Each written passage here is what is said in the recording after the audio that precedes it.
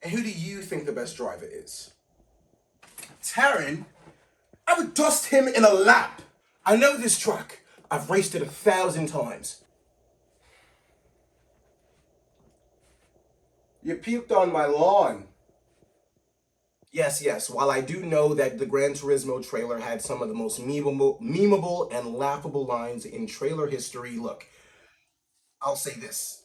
While a lot of people showed their disgust and hatred towards the trailer for it playing so many times in theaters and waiting for so long for this movie to finally come out, I'll say this. The movie itself, still pretty damn good and a lot of fun. So let's get into it, guys. Without further ado, this is Gran Turismo.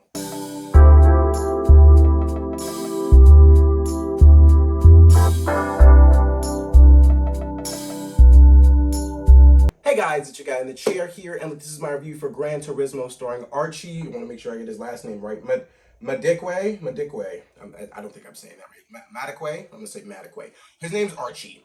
David Harbour, Orlando Bloom, Digimon Houston, and it was directed by Neil Blomkamp himself. And our story follows the true story of a famous race car video game player named Yas, who essentially gets the chance of a lifetime where Nissan, this representative from Nissan, decides to make a Gran Turismo competition where virtual racers can compete to actually put themselves in a real race car and go up against professional drivers and become a professional driver themselves.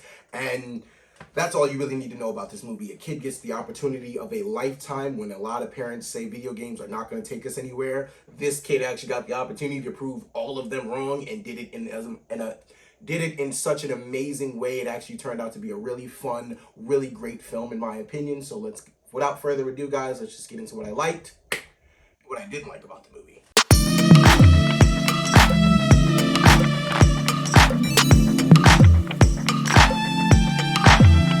All right, so starting off with what I liked about the movie. Look, I'm going to start with the fact that this was based off of a true story. Now, look, a lot of movies are. A lot of movies are either inspired or based off true stories, but the reason that this hit different was because this is a kid who literally is playing a video game and gets the opportunity to turn his video game dream into his actual life. And like that's just such an unreal thing. It's like I've never seen something like that happen before. So this being a true story really fueled most of the movie. Like you're rooting for this kid, you're really trying to engage yourself with the character of I think his name's Yas. Yeah, Yas. And you're rooting for him the entire time. You want this kid to succeed. You want him to overcome all the obstacles. They tell you legitimately how impossible it is to put a kid from a video game chair into a 200-mile-per-hour rocket, as David Harbour explains it. Like it's an immensely difficult thing to put your body through, and you really got to train for it. And they show all of that throughout the movie itself. Now it's not Top Gun class. It's not as intense as Tom Cruise was making it in Top Gun, but they definitely show how intense it is to be in a race car of this sort. And I'll say this, the racing and special effects are so cool. The racing and graphic, all the visual effects for the races and everything, they are very, very cool. I'll say this, I haven't seen slick and stylistic racing scenes like this since Speed Racer. Like the scenes are very cool, they're very slick, they're very smooth. It's not really like all over the place, the car. Like it's literally how the game is. Now I'll say this, Gran Turismo is easily one of the hardest racing games I've ever played in my life. My dad got me that game once. I told him to never get it for me again. I will forever and always be a Midnight Club 3 Dub Edition type kid because Gran Turismo, for whatever reason, is way too hard to drive. So I imagine that's the realistic aspect of these cars in that game.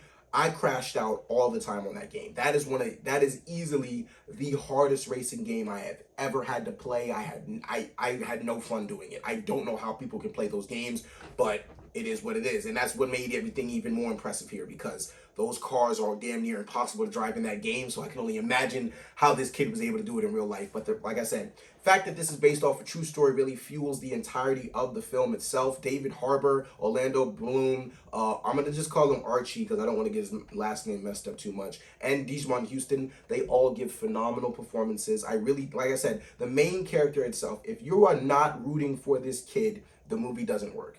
And truly, he gives you a reason to root for his character. He gives you a reason to stand by his character. I mean, you have so much fun in this theater rooting for this kid the entire time. And then, like I said, the racing scenes are amazing. Even the competition scenes where they're competing amongst the video game racers first before he gets to the professional drivers. Now, once he gets to the professional drivers, I will say this: the antagonist is kind of corny. He's not, he doesn't really deliver his lines the best. He's just the jerk professional racer who looks down on the video game kid because he's coming from a video game world. But he was kind of the mad part of the film. But other than that, everybody else I thought did a really good job. I really enjoyed David Harbour's performance. Look, man, I'm telling you, I feel like David Harbour is truly going in the right path after Hellboy. Like, this dude truly sat down, watched Hellboy, said, I never want to do anything that bad again. So Neil, if you're gonna put me in this damn movie, you better make sure we're doing it right. Neil Blomkamp did it right. I loved this movie. It was so much fun. Now, look, like I said, I know the trailers are so easy to make fun of, but look, you are literally sitting here going into a video game movie about racing. Just you don't necessarily have to turn your brain off. I mean, you should, because you don't really need to think too much into this movie. It's not too difficult. It's literally an underdog story, something we root for on a daily basis, and it's one that you can easily get with, especially if you were in love with video games as a kid, even if you're in love with video games now. Gran Turismo is fun from start to finish, has great racing scenes. It's honestly just a ton of fun, man. It's a good time at the theater. The trailers, I promise you, they're not the trailer.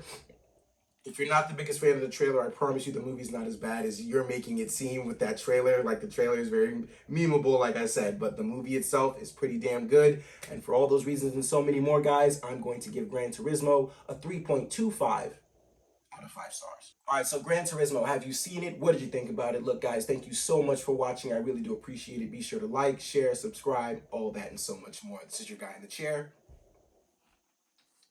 More content coming to you soon.